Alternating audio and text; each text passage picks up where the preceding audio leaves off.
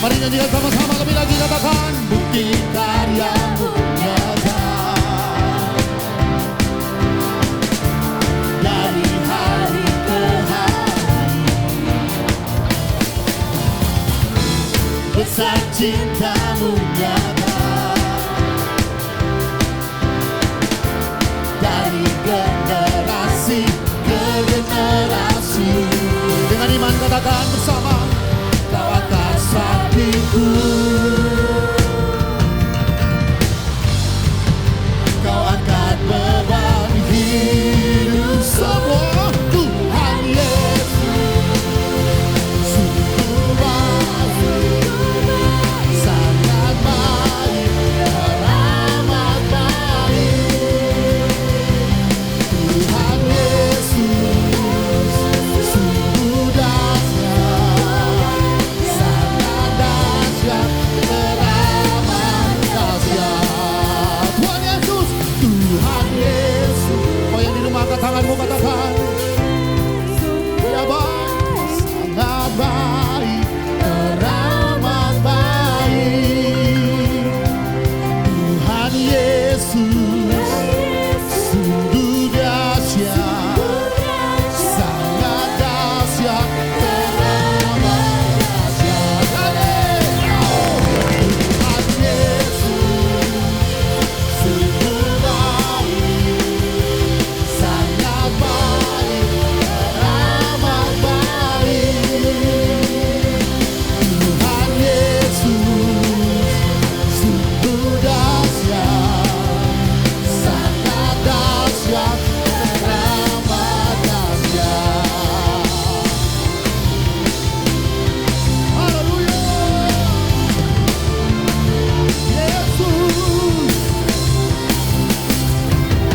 Kita berikan sorak-sorai tepuk tangan buat Tuhan Yesus kita yang baik. Haleluya. Amin.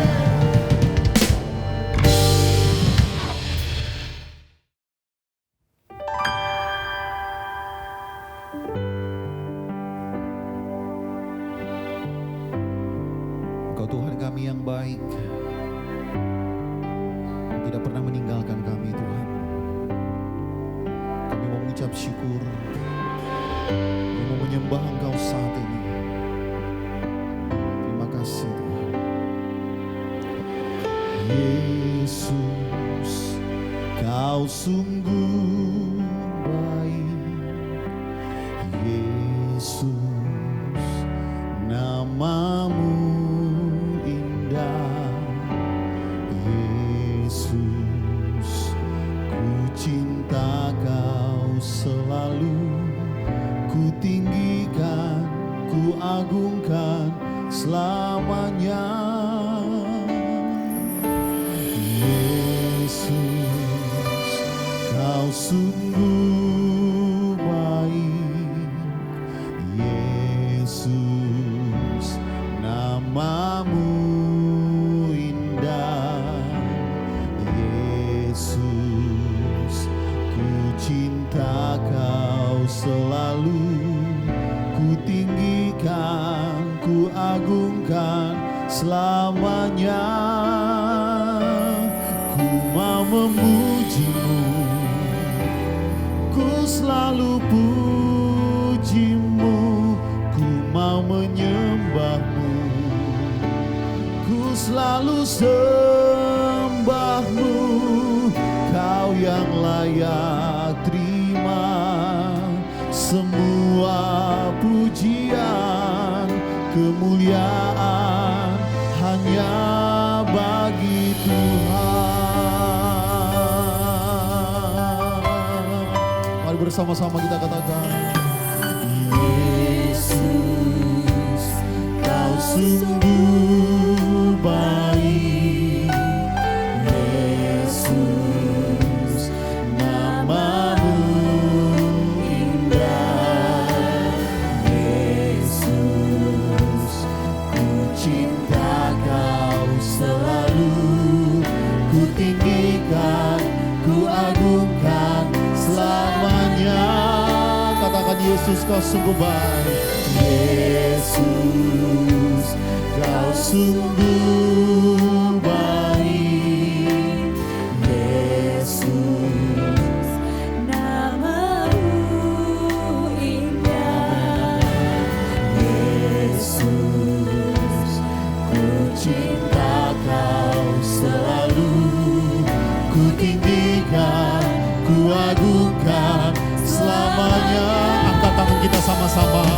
Ku mau memujimu, ku selalu pujimu, ku mau menyembahmu, ku selalu sembahmu, kau yang layak terima semua pujian, kemuliaan hanya bagi Tuhan.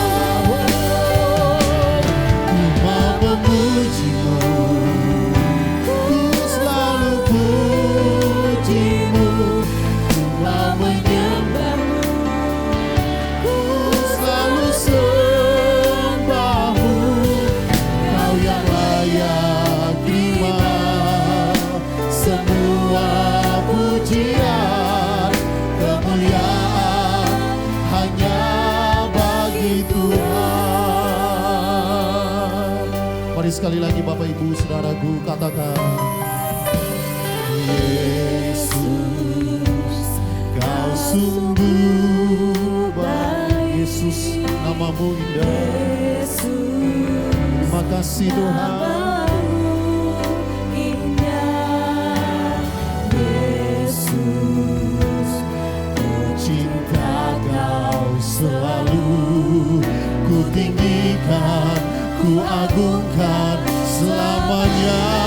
Bersyukur katakan, ku mau memujimu, ku selalu pujimu, ku mau menyembahmu, ku selalu sembahmu, kau yang layak terima semua pujian, kemuliaan hanya bagi Tuhan.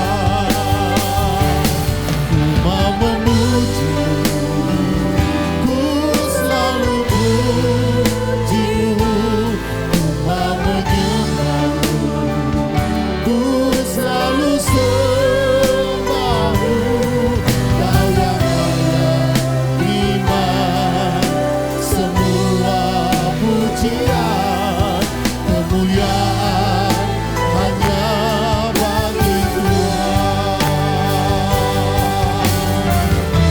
Haleluya. Mau memujimu, ku selalu pujimu, ku mau menyembahmu, ku selalu sembahmu, kau yang layak terima semua pujian, kemuliaan hanya bagi Tuhan. Sekali lagi angkat suaramu katakan, ku mau memujimu, ku selalu pujimu, ku ku mau menyembahmu, ku selalu sembahmu, kau yang layak terima semua pujian, kemuliaan hanya bagi Tuhan. Kau yang layak terima semua pujian, kemuliaan hanya bagi Tuhan. Sekali lagi, Dia yang layak terima. Kau yang layak semua pujian, kemuliaan hanya bagi Tuhan.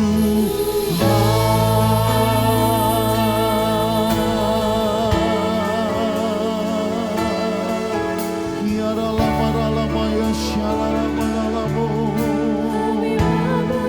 Mari angkat suaramu, kita sembah Dia. Ya lama shalala.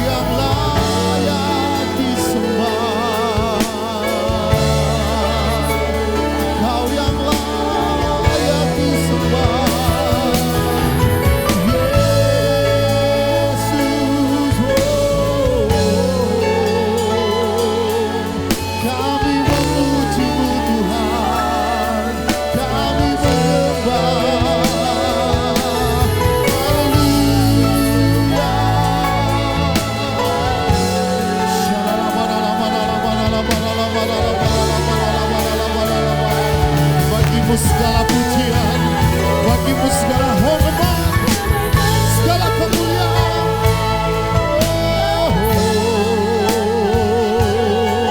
Kau yang layak, Kau yang layak disembah.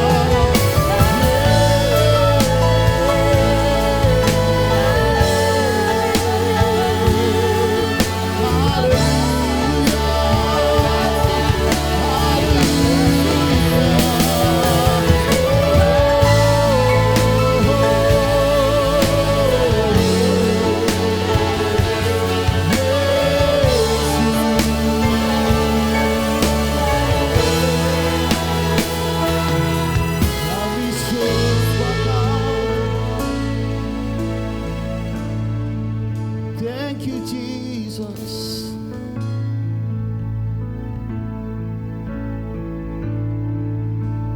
Dimuliakan,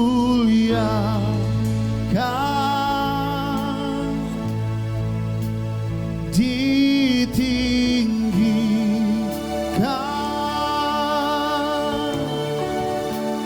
Yesus Tuhan.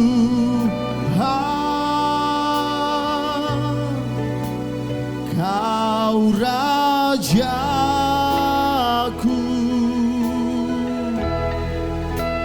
yang bertahta,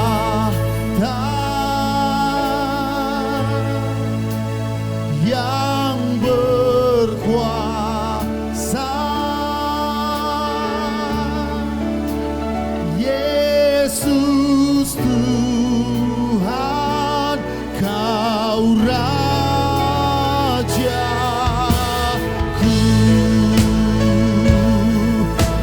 Angkat suaramu katakan, dimuliakan,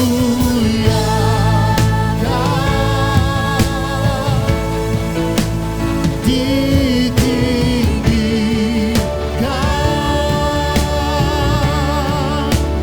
Yesus Tuhan, Kau Rajaku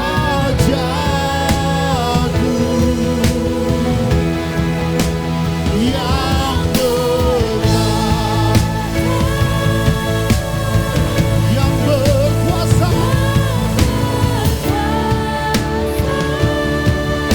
Namanya Yesus. Amin.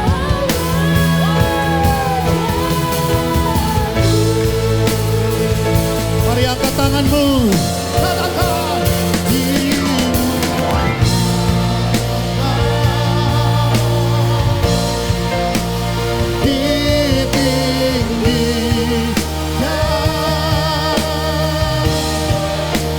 Yesus Tuhan, Kau Rajaku.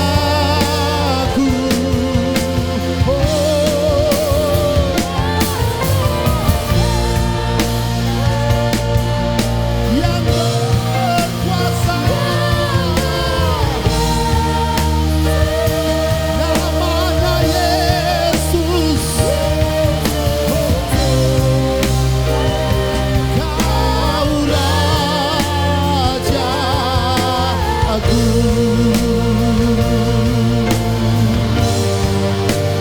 Yesus Tuhan, Kau Rajaku.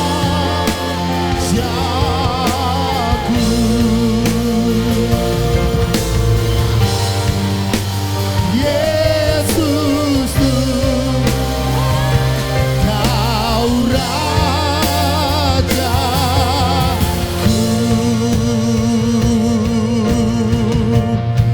Haleluya. Ku nyanyi Hosana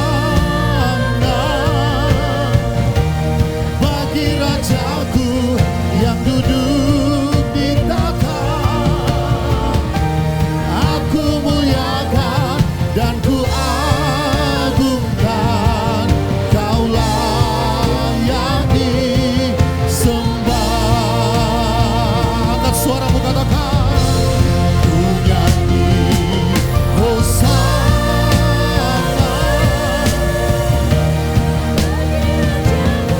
yang duduk di tahta. Aku muliakan dan ku agungkan, Kaulah yang disembah. Sekali lagi katakan, ku nyanyi Hosana bagi Rajaku yang duduk di tahta. Aku muliakan dan ku agungkan, Kaulah yang disembah. Kaulah yang disembah.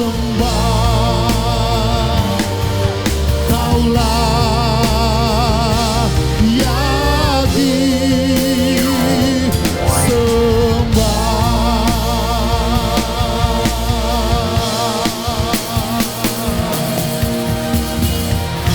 Berikan tepuk tangan sorak-sorai bagi Tuhan Yesus. Kau yang layak, Kau yang layak, hanya Kau yang layak disembah. Haleluya.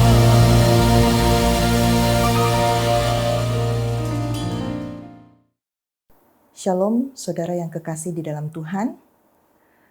Sebelum kita merenungkan firman Tuhan, mari kita bersama-sama mau masuk dalam doa. Bapa, terima kasih Tuhan buat kesempatan yang indah yang Kau berikan kepada setiap kami, untuk kami bisa Tuhan belajar akan firman-Mu. Biarlah Tuhan Hari ini Engkau memberikan Tuhan kami hikmat daripadamu untuk kami bisa mengerti, memahami akan firman-Mu. Dan biarlah kami mengalami Tuhan kemerdekaan di dalam Kristus Yesus. Sehingga Tuhan kami bisa Tuhan menjadi orang-orang yang dibebaskan, yang dimerdekakan. Terima kasih Tuhan Yesus, kami mau sambut firman-Mu. Hanya di dalam nama Tuhan Yesus. Haleluya. Amin. Saudaraku, bulan Agustus ini kita merayakan Hari Kemerdekaan Republik Indonesia. Kita semua mungkin sudah tahu tentang sejarah kemerdekaan bangsa Indonesia, bagaimana perjuangan para pahlawan, sampai bangsa ini akhirnya terbebas dari penjajahan bangsa lain. Tetapi hari ini kita perlu mengetahui dan mengalami bahwa kita pun membutuhkan kemerdekaan secara pribadi, yaitu kemerdekaan yang kita peroleh di dalam Kristus Yesus. Itu sebabnya tema kita hari ini adalah kemerdekaan dalam Kristus. Saudaraku, dalam Kamus Besar Bahasa Indonesia, merdeka artinya bebas dari perhambaan, penjajahan, tidak terikat, dan lain-lain. Jadi jika kita berbicara tentang kemerdekaan, berarti tidak terlepas dari suatu kondisi yang tadinya terbelenggu, terjajah, dan tidak adanya kebebasan. Semua orang ingin hidup bebas tanpa hambatan-hambatan apapun dalam hidupnya. Kita cenderung tidak suka dikekang atau dibatasi, bahkan oleh aturan-aturan yang ada. Bayangkan jika tangan dan kaki kita terikat, tentu kita tidak bebas melakukan apa yang kita inginkan. Saya percaya semua orang tidak suka hidup seperti budak yang tidak berhak menentukan apapun dalam hidupnya dan tidak berdaya untuk menjadi orang yang merdeka. Tapi tanpa kita sadari, terkadang kehidupan kita bisa menjadi sebuah kehidupan yang terbelenggu, sehingga ada istilah hamba dosa, yakni orang yang diperhamba oleh perbuatan dosa. Atau hamba uang misalnya, yaitu orang yang akan melakukan apa saja demi uang, karena buat dia uang adalah hal yang terpenting. Padahal manusia seharusnya menjadi tuan atas uang, bukan menjadi hamba uang. Nah saudara, kita perlu menyadari bahwa ketika kehidupan kita terbelenggu, berarti kita bukanlah orang yang merdeka. Ada banyak orang yang hidupnya begitu terikat, tapi tidak menyadari bahwa mereka sedang membutuhkan kemerdekaan yang sejati. Ada banyak orang masih terikat dengan kebiasaan-kebiasaan buruk yang merusak, seperti misalnya narkoba, rokok, vape, judi, kemabukan, pornografi, pergaulan bebas, dan lain-lain. Kabar baiknya adalah kita punya satu solusi, yaitu kemerdekaan dalam Kristus Yesus. Kemerdekaan dalam Kristus ini berupa kemerdekaan atas dosa dan kemerdekaan atas hukuman kekal. Galatia 5 ayat 1 berkata, supaya kita sungguh-sungguh merdeka, Kristus telah memerdekakan kita. Karena itu berdirilah teguh dan jangan mau lagi dikenakan kuk perhambaan. Roma 6 ayat 8 berkata, kamu telah dimerdekakan dari dosa dan menjadi hamba kebenaran. Ketika kita percaya dan menerima Tuhan Yesus, biasanya ada pengakuan dosa yang kita lakukan. Dan kita mengaku bahwa kita adalah orang berdosa yang kemudian menerima pengampunan dari Tuhan Yesus. Lalu kita ditebus olehnya dan kehidupan kita disucikan dan dibenarkan. Dan sebagai langkah berikutnya, kita mengambil keputusan untuk dibaptis. Namun mengapa ada saja orang Kristen bahkan yang sudah dibaptis tetapi masih terikat dengan perbuatan dosa? Mari kita baca di dalam Yohanes 8 ayat 30 sampai dengan 36. Perikopnya adalah kebenaran yang memerdekakan. Setelah Yesus mengatakan semuanya itu, banyak orang percaya kepadanya. Maka katanya kepada orang-orang Yahudi yang percaya kepadanya, jikalau kamu tetap dalam firman-Ku, kamu benar-benar adalah murid-Ku, dan kamu akan mengetahui kebenaran, dan kebenaran itu akan memerdekakan kamu. Jawab mereka, kami adalah keturunan Abraham dan tidak pernah menjadi hamba siapapun. Bagaimana engkau dapat berkata kamu akan merdeka? Kata Yesus kepada mereka, aku berkata kepadamu, sesungguhnya setiap orang yang berbuat dosa adalah hamba dosa. Dan hamba tidak tetap tinggal dalam rumah, tetapi anak tetap tinggal dalam rumah. Jadi apabila anak itu memerdekakan kamu, kamu pun benar-benar merdeka. Inti pembacaan tadi adalah orang yang merdeka adalah orang yang tidak hidup dalam dosa, yaitu bukan hamba dosa.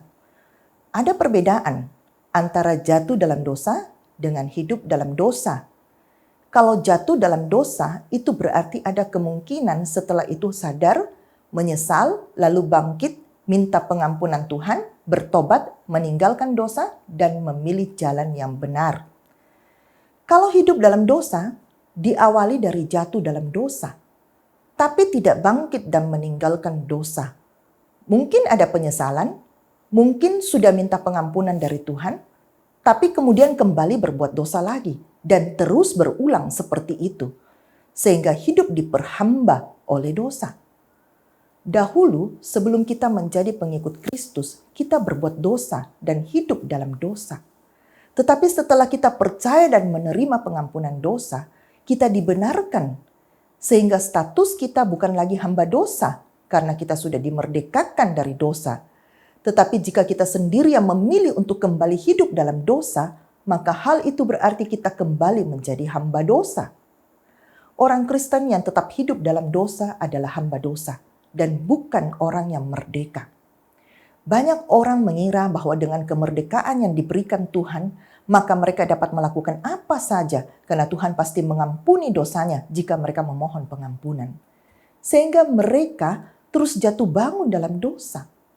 Galatia 5 ayat 13 berkata, saudara-saudara, memang kamu telah dipanggil untuk merdeka, tetapi janganlah kamu mempergunakan kemerdekaan itu sebagai kesempatan untuk kehidupan dalam dosa, melainkan layanilah seorang akan yang lain oleh kasih. Dan Galatia 6 ayat 7 berkata, jangan sesat, Allah tidak membiarkan dirinya dipermainkan, karena apa yang ditabur orang itu juga yang akan dituainya. Di sini ada hukum tabur tuai, karena Tuhan kita adalah Tuhan yang maha adil. Ia mengampuni saat kita minta pengampunan, tetapi jika kita tetap memilih hidup dalam dosa dan tidak mau berjuang untuk meninggalkan dosa, maka akan ada akibat-akibat dari perbuatan-perbuatan dosa itu. Galatia 6 ayat 8 berkata, sebab barang siapa menabur dalam dagingnya, ia akan menuai kebinasaan dari dagingnya. Tetapi barang siapa menabur dalam roh, ia akan menuai hidup yang kekal dari roh itu. Maksud menabur dalam daging adalah menuruti keinginan-keinginan daging dengan perbuatan daging. Apakah perbuatan daging itu?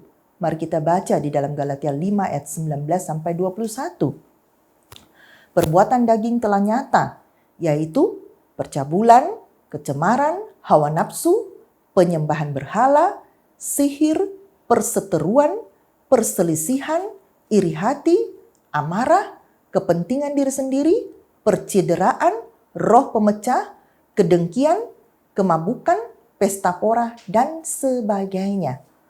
Terhadap semuanya itu kuperingatkan kamu, seperti yang telah kubuat dahulu, bahwa barang siapa melakukan hal-hal yang demikian, ia tidak akan mendapat bagian dalam kerajaan Allah.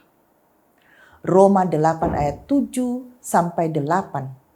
Sebab keinginan daging adalah perseteruan terhadap Allah, karena ia tidak takluk kepada hukum Allah. Hal ini memang tidak mungkin baginya. Mereka yang hidup dalam daging tidak mungkin berkenan kepada Allah. Jadi jika masih hidup dalam perbuatan daging seperti yang disebutkan tadi, maka tidak akan mendapat bagian dalam kerajaan Allah. Memang manusia kadangkala masih ada kemungkinan jatuh dalam dosa. Tapi jika segera sadar dan minta pengampunan dari Tuhan dan meninggalkan dosa itu, berarti masih ada harapan untuk dipulihkan. Tapi jika tidak mau meninggalkan perbuatan dosa atau hidup dalam dosa, inilah yang pada akhirnya tidak akan masuk dalam kerajaan Allah. Dan jangan sampai terlambat berbalik dari dosa. Karena ketika pintu anugerah sudah tertutup, maka tidak akan ada lagi kesempatan untuk kembali. Tadi telah kita baca dalam Yohanes 8 ayat 34-35. Kata Yesus kepada mereka, aku berkata kepadamu, sesungguhnya Setiap orang yang berbuat dosa adalah hamba dosa. Dan hamba tidak tetap tinggal dalam rumah, tetapi anak tetap tinggal dalam rumah. Ini adalah perkataan Tuhan Yesus sendiri. Seorang hamba tidak akan menerima warisan, tetapi seorang anak akan menerimanya. Hamba tidak tetap tinggal dalam rumah. Artinya, tidak tetap di sini, mungkin saat ia tidak berbuat dosa dan masih dalam status dibenarkan Tuhan, ia tinggal dalam rumah. Tetapi saat dia memilih hidup dalam dosa, maka ia kehilangan haknya dan tidak lagi bisa tinggal dalam rumah. Lalu bagaimana caranya? Atau langkah-langkah apa yang harus kita lakukan agar kita dapat menjadi orang yang memiliki kemerdekaan sejati? Bagi orang yang belum percaya dan menerima Tuhan Yesus, tentu harus percaya terlebih dahulu dan menerima Tuhan Yesus menjadi Tuhan dan Juru Selamat. Tadi kita sudah baca dalam Yohanes 8 yang perikopnya adalah kebenaran yang memerdekakan, di mana Yesus pada saat itu mengajarkan kepada orang yang percaya kepadanya. Jadi berarti harus terlebih dahulu percaya dan menerima Yesus menjadi Tuhan dan Juru Selamat. Lalu langkah yang pertama adalah datang pada Tuhan melalui doa, mengakui dosa dan menerima pengampunan dari Tuhan. Yang kedua adalah kemauan atau keinginan yang kuat untuk terlepas dari keterikatan kepada kebiasaan-kebiasaan buruk yang berdosa. Karena banyak orang tidak bisa terlepas karena mereka sendiri tidak punya tekad atau kemauan yang kuat untuk meninggalkan itu semua. Saya percaya bahwa jika seseorang punya kemauan yang kuat untuk dimerdekakan, maka Tuhan pasti menyatakan kuasanya. Tetapi tentu kita tidak bisa memaksa orang yang tidak mau berubah, dan Tuhan juga tidak memaksa, melainkan menghendaki agar manusia sendiri yang sadar bahwa mereka membutuhkan kemerdekaan dari perbudakan dosa. Tanpa kesadaran dan kemauan untuk dilepaskan, maka akan sulit mendapatkan kemerdekaan yang sejati.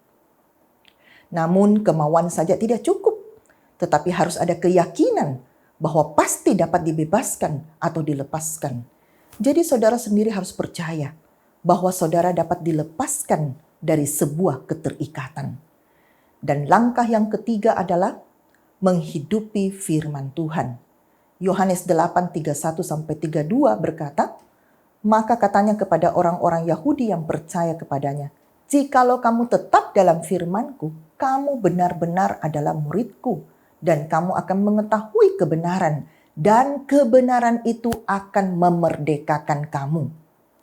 Dalam bahasa Inggris terjemahan New King James Version, kata tetap di sana dipakai kata abide. Abide artinya tinggal, tunduk, patuh, diam, tahan, dan ada. Hal ini berarti bukan sekedar tahu akan firman-Nya, tetapi juga taat melakukannya. Dengan menghidupi firman Tuhan, barulah kita dapat mengenal kebenaran sejati, dan itulah yang memerdekakan kita. Jadi dengan demikian, jika kita ingin kehidupan yang merdeka dari dosa, adalah dengan menaati dan melakukan firman Tuhan. Orang Kristen yang tetap hidup dalam dosa berarti juga membuka pintu bagi roh-roh jahat untuk menguasai hidupnya. Matius 12 ayat 43 sampai 45 berkata, apabila roh jahat keluar dari manusia, ia pun mengembara ke tempat-tempat yang tandus, mencari perhentian, tetapi ia tidak mendapatnya. Lalu ia berkata, aku akan kembali ke rumah yang telah kutinggalkan itu. Maka pergilah ia dan mendapati rumah itu kosong, bersih tersapu dan rapi teratur. Lalu ia keluar dan mengajak 7 roh lain yang lebih jahat daripadanya, dan mereka masuk dan berdiam di situ. Maka akhirnya keadaan orang itu lebih buruk daripada keadaannya semula. Demikian juga akan berlaku atas angkatan yang jahat ini. Apa yang bisa kita pelajari dari pembacaan tadi? Pertama, roh jahat suka menempati tubuh manusia dan menguasainya. Roh jahat juga bisa menempati hewan. Kita ingat bagaimana ular dipakai iblis untuk berbicara kepada Hawa saat berada di Taman Eden. Kejadian 3 ayat 1. Adapun ular ialah yang paling cerdik dari segala binatang di darat yang dijadikan oleh Tuhan Allah. Ular itu berkata kepada perempuan itu, tentulah Allah berfirman, semua pohon dalam taman ini jangan kamu makan buahnya, bukan? Nah, ular ini adalah ciptaan Tuhan, tapi telah dipakai dan dikuasai iblis untuk menjatuhkan manusia. Dan jika kita membaca tentang Yesus yang mengusir roh jahat dari orang gerasa, kita juga mendapati bahwa roh jahat bisa masuk ke dalam hewan. Lukas 8 ayat 31 sampai 33. Lalu setan-setan itu memohon kepada Yesus supaya ia jangan memerintahkan mereka masuk ke dalam jurang maut. Adalah di sana sejumlah besar babi sedang mencari makan di lereng gunung. Lalu setan-setan itu meminta kepada Yesus supaya ia memperkenankan mereka memasuki babi-babi itu. Yesus mengabulkan permintaan mereka, lalu keluarlah setan-setan itu dari orang itu dan memasuki babi-babi itu. Kawanan babi itu terjun dari tepi jurang ke dalam danau, lalu mati lemas. Nah, di samping itu, iblis atau Satan juga dilambangkan dengan naga. Ya, Wahyu 12 ayat 9. Dan naga besar itu, si ular tua yang disebut iblis atau Satan, yang menyesatkan seluruh dunia, dilemparkan ke bawah. Ia dilemparkan ke bumi bersama-sama dengan malaikat-malaikatnya. Selain itu, roh-roh jahat juga dapat menempati benda-benda, barang-barang tertentu, tetapi ia lebih suka menempati manusia. Ulangan 7 ayat 25 sampai 26. Patung-patung Allah mereka haruslah kamu bakar habis. Perak dan emas yang ada pada mereka janganlah kau ingini dan kau ambil bagi dirimu sendiri, supaya jangan engkau terjerat karenanya, sebab hal itu adalah kekejian bagi Tuhan Allahmu. Dan janganlah engkau membawa sesuatu kekejian masuk ke dalam rumahmu, sehingga engkau pun ditumpas seperti itu. Haruslah engkau benar-benar merasa jijik dan keji terhadap hal itu, sebab semuanya itu dikhususkan untuk dimusnahkan. Jadi bangsa Israel ketika memenangkan peperangan di suatu wilayah, ada banyak barang-barang dari musuh mereka yang telah tewas. Tetapi ada kalanya Tuhan menyuruh mereka untuk memusnahkan semua barang-barang tersebut dengan membakar dan menghancurkannya. Dan mereka dilarang untuk membawa barang-barang tersebut masuk ke dalam rumah mereka. Mengapa? Apa salah barangnya? Bukankah itu hanya benda mati? Benar, itu hanya benda mati. Tetapi bisa jadi benda-benda tersebut adalah media yang ditempati oleh roh-roh jahat. Mari kita lanjut tentang apa yang dapat kita pelajari dari bacaan Matius 12, 43 sampai 45. Hal yang kedua adalah jika diusir keluar dari manusia, roh jahat akan berupaya masuk kembali. Dan hal yang ketiga adalah rumah yang kosong berarti hati yang kosong. Tidak diisi dengan kebenaran firman Tuhan. Itu sebabnya orang yang sudah dilepaskan dari kuasa roh jahat harus mengisi hatinya dengan firman Tuhan dan terus berupaya melakukan firman-Nya. Mungkin kita pernah mendengar latihan untuk kebugaran tubuh yang caranya dengan mengosongkan hati dan pikiran. Saudaraku, kita perlu menyadari dan mengingat firman yang tadi kita baca. Justru kita tidak boleh dalam keadaan kosong, karena roh jahat akan masuk dan menguasai tempat yang kosong itu. Sebab itu penuhlah dengan firman dan Roh Kudus, agar roh jahat tidak dapat masuk kembali ke dalam hidupmu. Mazmur 119 ayat 11 berkata, dalam hatiku aku menyimpan janjimu, supaya aku jangan berdosa terhadap engkau. Dalam bahasa Indonesia dikatakan janjimu. Tetapi kalau kita baca dalam terjemahan bahasa Inggris, New King James Version, tertulis, Your word I have hidden in my heart. Jadi dikatakan your word atau firmanmu. Dalam hatiku aku menyimpan firmanmu, supaya aku jangan berdosa terhadap engkau. Karena itu betapa pentingnya mengisi kehidupan kita ini dengan firman Tuhan dan berusaha menghidupinya. Jika tidak, maka inilah yang terjadi, yaitu yang keempat.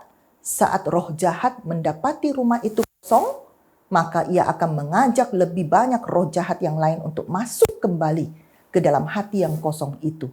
Sehingga keadaan orang tersebut menjadi lebih parah daripada sebelumnya. Saudaraku, iblis mempunyai berbagai tipu daya untuk menjerat manusia. melalui hal-hal yang tampaknya baik dan menyenangkan, tetapi secara terselubung ya merupakan jalan masuknya roh jahat ke dalam tubuh manusia tanpa disadari oleh yang bersangkutan. Transfer roh dapat terjadi dari lingkup pergaulan yang mungkin tidak kita sadari. Itu sebabnya firman Tuhan berkata pergaulan yang buruk merusakkan kebiasaan yang baik. Di dalam 1 Korintus 15 ayat 33. Jika sering ngumpul sama pemabuk, lama-lama juga ikutan mabuk-mabukan. Suka ngumpul sama penjudi, lama-lama jadi penjudi. Suka ngerumpi dengan tukang gosip, lama-lama jadi tukang gosip juga. Jadi kebiasaan buruk itu bisa menular. Itu sebabnya kita harus berhati-hati dalam memilih pergaulan. Bertemanlah dengan semua orang, tetapi pilihlah untuk bergaul dengan orang-orang yang positif. Jika kita merasa teman-teman kita justru membawa kita jatuh dalam dosa, maka kita harus berani meninggalkan pergaulan seperti itu. Bukan berarti kita memusuhi orang-orang tersebut, tetapi kita mulai menarik diri dari pertemuan-pertemuan yang membuat kita berkecimpung dalam dosa. Contoh misalnya, saudara tadinya bukan pemabuk, tapi karena saudara mulai bergaul dengan orang-orang yang mungkin dalam suatu komunitas bisnis atau lainnya, dan ternyata mereka rata-rata pemabuk, hampir setiap pertemuan ada minuman keras yang menemani mereka, lalu lama-kelamaan saudara ikut minum-minum dan akhirnya menjadi pemabuk. Berarti saudara tidak berada dalam lingkungan pergaulan yang sehat. Maka saudara harus berani meninggalkan aktivitas bersama mereka. Sekalipun mungkin resikonya adalah saudara akan dikecam sebagai orang yang tidak setia kawan.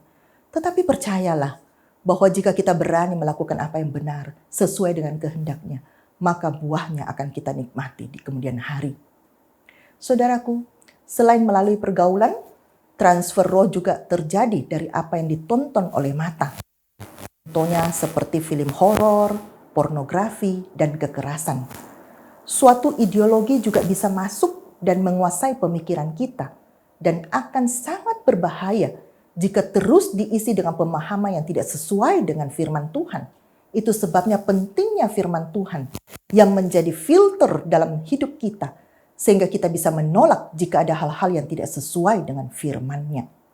Contoh misalnya, jika saudara terlalu sering menonton sinetron atau film yang mana kisahnya bercerita bahwa bercerai itu hal yang biasa, atau selingkuh itu wajar-wajar saja, lama-lama terbentuk suatu pemikiran bahwa tidak ada salahnya melakukan itu. Toh banyak kok orang juga berbuat begitu dan mereka aman-aman saja. Namun jika kita telah memahami kebenaran firman Tuhan, kita tidak akan menyukai cerita-cerita seperti itu. Sekalipun mungkin kebanyakan orang menganggap itu keren. Pernah juga ada film yang intinya menceritakan bahwa orang jahat adalah orang baik yang tersakiti. Jadi kesimpulan dari film tersebut, orang bisa jadi jahat karena sering disakiti orang. Tampaknya ini hal yang biasa saja, tapi sebenarnya tidak. Justru ketika kita setuju dengan pemahaman seperti itu, maka kita sedang keluar dari kebenaran firman Tuhan. Karena Tuhan, Yesus sendiri, telah menjadi teladan bagi kita dalam hal mengampuni. Reaksi kita ketika disakiti orang adalah mengampuni dan memberkati. Itu bagian yang harus kita lakukan, sehingga kita tidak perlu menjadi orang jahat dan mengupayakan pembalasan. Karena pembalasan itu adalah hak Tuhan. Serahkanlah kepada Tuhan apa yang menjadi bagiannya dan cukup lakukan bagian kita. Tetapi dalam beberapa kasus seperti misalnya saudara ditipu orang dan saudara mengampuni, lalu ditipu lagi, lalu saudara mengampuni lagi, saudara berhak untuk tidak memberi kepercayaan kepada orang yang telah menipu saudara. Namun tidak berarti saudara membenci dan tidak mengampuni orang itu, ya.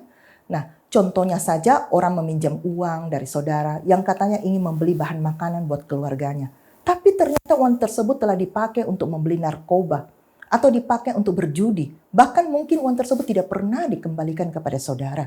Tentu saudara tetap memaafkan perbuatan tersebut. Tetapi saudara berhak untuk tidak lagi memberi kepercayaan kepada orang itu lagi.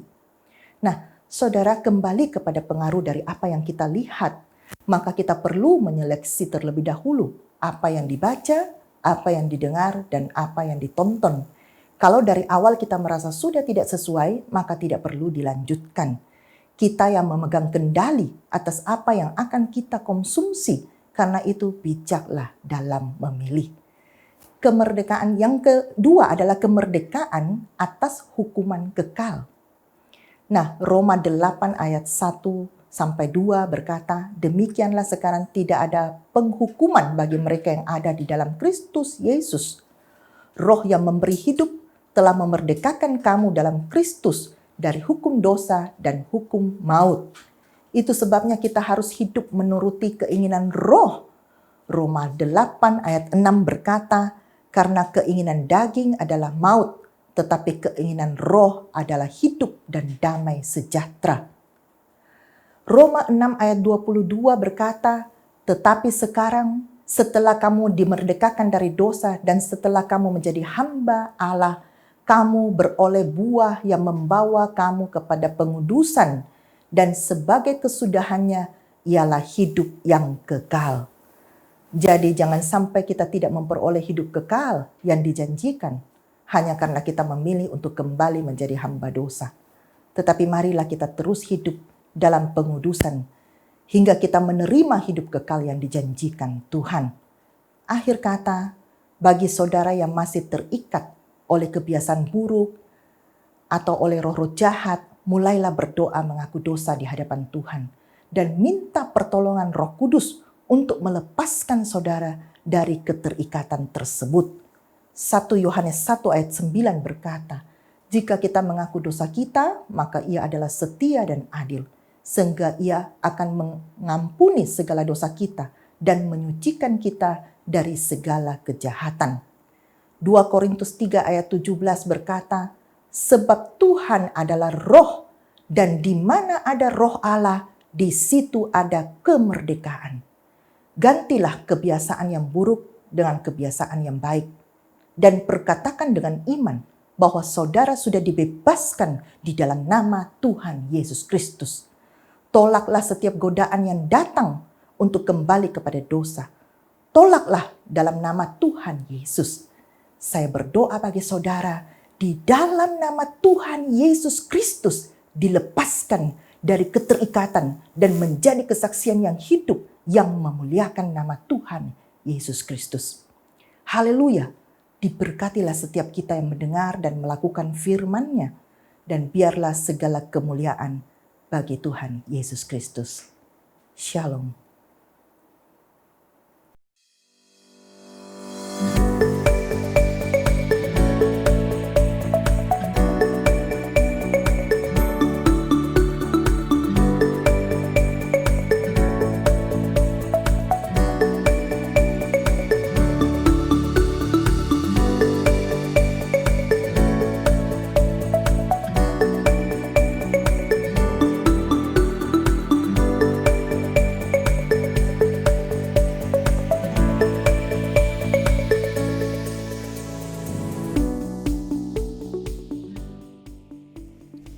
Shalom jemaat yang dikasihi Tuhan, bagi saudara yang rindu menabur, dapat memberikan persembahan dengan menggunakan QRIS.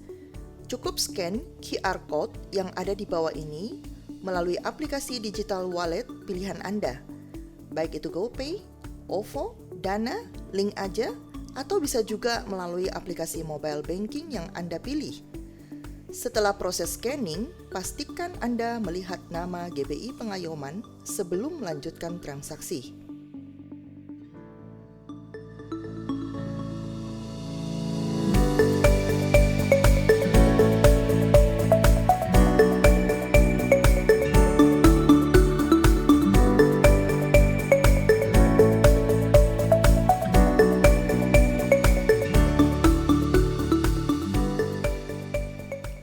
Apabila jemaat ingin melakukan transaksi hanya melalui bank, persembahan dapat diberikan melalui nomor rekening seperti yang tertera pada layar berikut.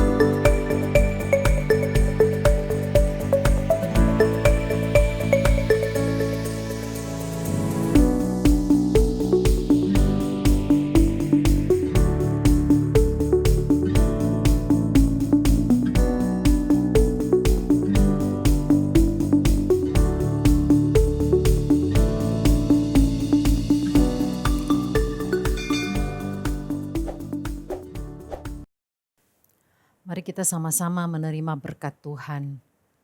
Kiranya anugerah dari Allah Bapa turun ke atasmu. Kasih Tuhan Yesus Kristus senantiasa menjadi bagianmu dan penyertaan dari Roh Kudus sekarang sampai selama-lamanya. Amin.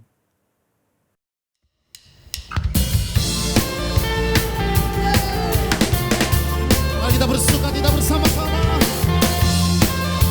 Sebab Engkau Tuhan yang berkuasa.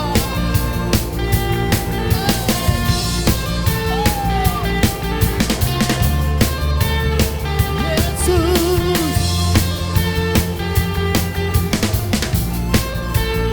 Katakan, Kau Tuhan yang berkuasa, sanggup bangkitkan pengharapanku. Jiwaku kan bersorak, kan ku nyatakan dahsyat Kau Tuhan. Bertahtalah atasku, ku mau hidup bagimu. Semua katakan, Tuhan Kau perkasa, setia selamanya, bangkit rohku dan imanku. Tuhan Kau perkasa, setia selamanya, kehendakmu sempurna bagiku. Yesus. Mari nyanyikan sekali lagi, katakan, Kau Tuhan yang berkuasa, sanggup bangkitkan, come on, pengharapanku. Amin. Jiwaku kan bersorak, ku kan nyatakan dahsyat Kau Tuhan. Dan berkatalah atasku, ku mau hidup bagimu. Wow, Tuhan Kau perkasa, setia selamanya, bangkit rohku dan imanku. Wow, Tuhan Kau perkasa, jaya selamanya, kehendakmu sempurna bagiku. Yeay. Mari bertepuk tangan bersama-sama, come on.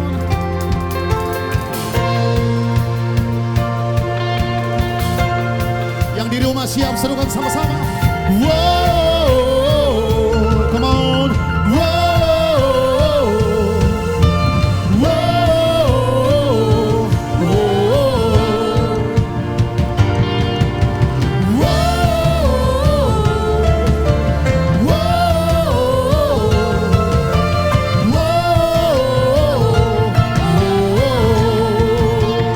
lebih keras, yeah.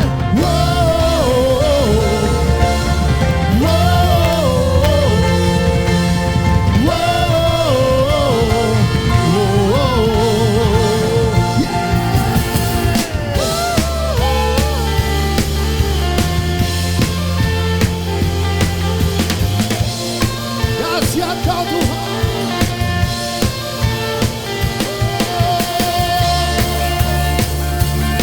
Yesus.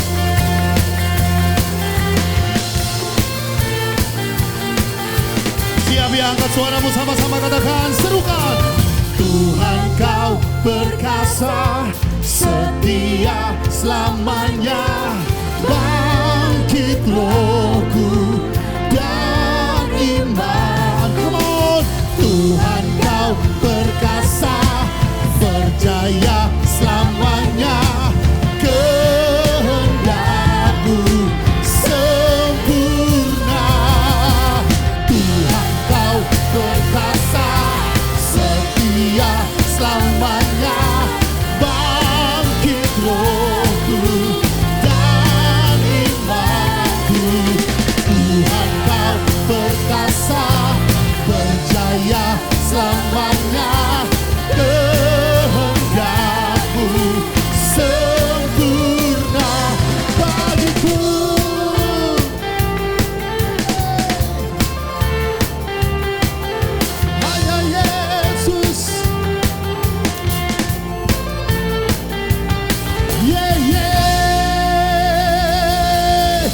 Sorak-sorai bagi Kristus Yesus Tuhan kita.